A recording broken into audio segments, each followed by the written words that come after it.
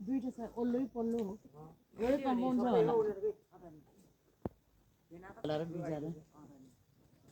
होला पहिला यो मात्रै थियो पछि बनायो